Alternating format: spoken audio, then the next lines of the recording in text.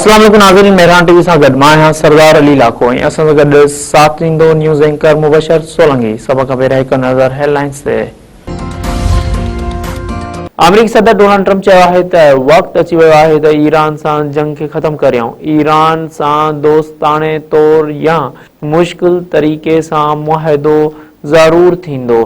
जेकॾहिं मुआहिदो न थियो त ईरान जी बिजली घरनि सनअतुनि ऐं पुलनि खे तबाह करे छॾींदासीं। उमेद करियूं था त ईरान असां जूं ॾिनल तजवीज़ूं ज़रूरु क़बूल कंदो। अमेरिकी सदर ट्रम्प चयो त ईरान सां अहम मुआहिदे जे बिल्कुलु वेझो पहुची चुका आहियूं। मुंहिंजा नुमाइंदा ॻाल्हियुनि लाइ पाकिस्तान वञी रहिया आहिनि, जेके सुभाणे शाम ॻाल्हियुनि लाइ इस्लामाबाद में मौजूदु हूंदा।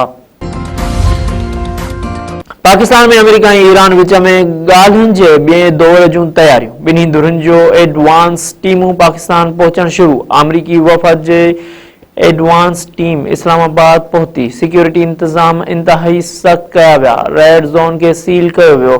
पुलिस जे इज़ाफ़ी नफ़री मुक़रर। इस्लामाबाद ऐं रावलपिंडी में security high alert. Metro bus service मुअत्तल। पब्लिक ऐं गुज़र ट्रांसपोर्ट जे दाख़िला ते पाबंदी। शहरनि लाइ मुतबादिल ट्रैफ़िक प्लान जारी। अरब मीडिया मुताबिक़ अमेरिका ऐं ईरान विच में ॻाल्हियुनि जो ॿियों दौर ईंदड़ हफ़्ते थियण जा इम्कान।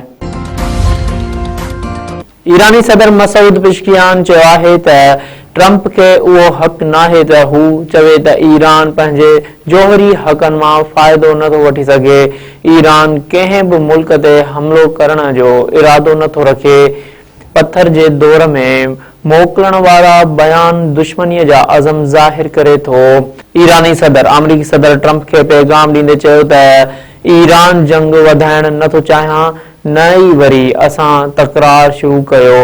असां पंहिंजे बचाव जो क़ानूनी ऐं जाइज़ हक़ इस्तेमाल करे रहिया आहियूं।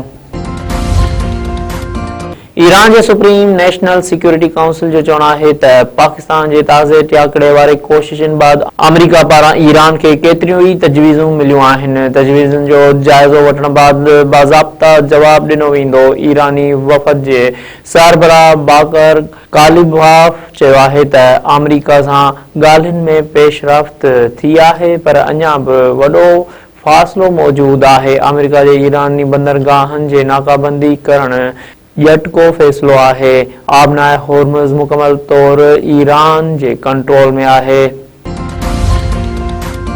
सिंध हुकूमत हैदराबाद में 6 MGD वाटर ट्रीटमेंट प्लांटनि लाइ 22 एकड़ ज़मीन जी मंज़ूरी ॾेई छॾी। वॾे वज़ीर मुराद अली शाह जी सदारत हेठि हैदराबाद जे पाणी मंसूबनि बाबति अहम इजलास। हैदराबाद में 6 MGD वाटर ट्रीटमेंट प्लांट मंसूबे ते फौरी अमल दरामद जी हिदायत। रथाबंदी ऐं तरक़ियाती खाते खे ट्रीटमेंट प्लांट जो कम तेज़ीअ सां मुकमल करण जो हुकुम। मुराद अली शाह चयो आहे त असांजो मक़सदु समूरनि शहरनि खे पीअण जे पाणी जी सहूलियत फ़राहम करणु आहे। उन मंसूबे सां हैदराबाद में पाणीअ जी खोट ख़तमु थियण में मदद मिलंदी। पंजाब, खैबर पख्तूनख्वा ऐं आज़ाद कश्मीर जे मुख़्तलिफ़ इलाइक़नि में गड़े सां बरसात। खैबर पख्तूनख्वा जे सवात, करक, मालाकुंड, एबटाबाद ऐं मानसेरा में तेज़ बरसात।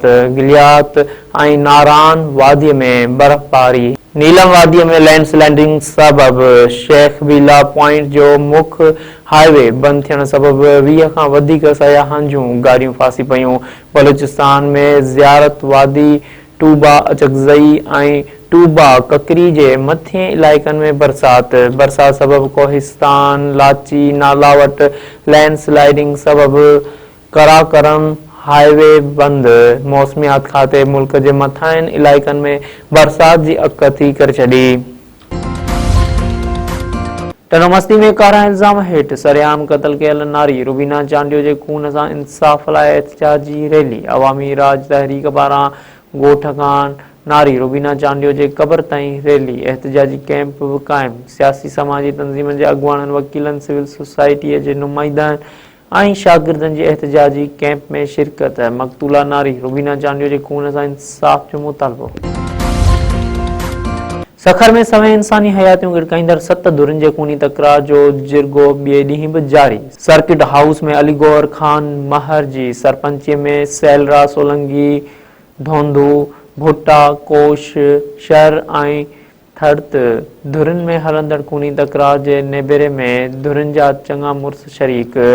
गुज़िरियल ॾींहुं झेड़ींदड़ धुरनि जा बयान कलमबंद कया विया हुआ। अॼु धुरनि खां सवाल जवाब कया वेंदा। जिरगे दौरान सिक्योरिटी जा इंतजाम सख्त। अॼु राति ताईं जिरगे जी फतवा अचण जो इम्कान। कराची में घर मां औरत ऐं संदसि 2 ॿारनि जा लाश मिलिया। सईदाबाद थाणे जे हद नेविल कॉलोनीअ मां हथायल लाशनि जे 35 वरियनि जी समिया ज़ाल शौकत ऐं 14 वरियनि जे शमरोज़ ऐं 12 वरियनि जी महरोज़ तौर सुञाणप। सूबाई घरवज़ीर ज़ियाउल हसन लंजार वाक़िए जो नोटिस वठंदे आला इख्तियारनि खां रिपोर्ट तलब करे वरिती। वगण रोड हादसे सबबि मासूम ॿारड़ो फोत। लाड़काने रोड ते ट्रैक्टर ट्रालीअ जो टक्कर लॻण जे नतीजे में 3 वरियनि जो अब्दुर्रहमान पुट गुलाम सरवर टोटाणी सख़्त ज़ख़्मी थी पियो, जंहिं इस्पताल निहंदे दमदणी हवाले करे छॾियो। मासूम ॿारड़े जो लाश घर पहुचण ते कोहराम मची वियो। पुलिस ट्रैक्टर खे तहवील में वठी ड्राइवर खे गिरफ़्तार करे वरितो। मशाइख भरिसां सिम नाले में विंझण दौरान नींगर फोत। ॻोठ दोड़ाई मह जे सिम नाले में 13 साला शमशाद महर विंझंदे ॿुॾी वियो। नींगर खे बेहोशीअ जी हालत में कढी इस्पताल पहुचायो वियो, जिथे हिन दमदणी हवाले कयो। कुंभ वेझो ॻोठ काइम गोपांग ते हथियारबंदनि जो हमलो। 5 खां वधीक ॻोठाणा ज़ख़्मी। मुतासिर ॻोठ जे मर्दनि औरतुनि ऐं ॿारनि जो हमले ख़िलाफ़ थाणे अॻियां टायरनि खे बाहियूं ॾेई धरणो। मुज़ाहिरीन पारां SSP खां नोटिस वठण ऐं ॻोठ ते हमलो कंदड़ अमलदारनि जी गिरफ़्तारीअ जो मुतालबो।